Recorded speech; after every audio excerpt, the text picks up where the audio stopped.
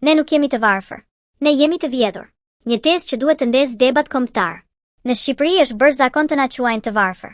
Është një etiketë e rehatshme për pushtetin sepse varfëria shihet si fat, si mungesë, si diçka që na ka rënë nga qielli.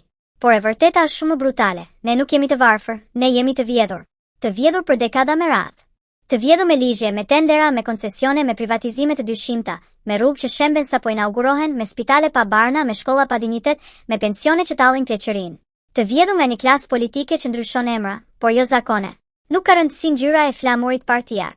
Shof Partia Demokratike, Partia Socialiste, LSL apo çdo sigël tjetër që lindë vdes sipas interesit të radhës. Thelbi mbetet i njëjtë. Pushteti përdoret si mjet pasurimi personal, jo si shërbim publik.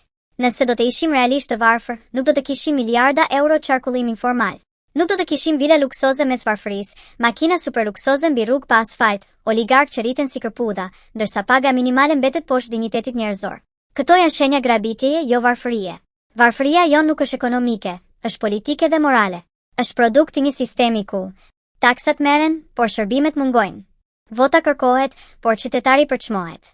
Drejtësia predikohet, por pazari sundon. Për vite me radhë na thënë, duroni krizën, duroni tranzicionin, duroni reformat. Sot po kuptojmë se durimi ynë ka qenë kapitali i tyre. Pyetja që duhet të ndezë debat nuk është më, pse jemi të varfër? Por, kush na vodhi dhe pse ende nuk mban përgjegjësi? Sepse një vend i varfër kërkon ndihmë.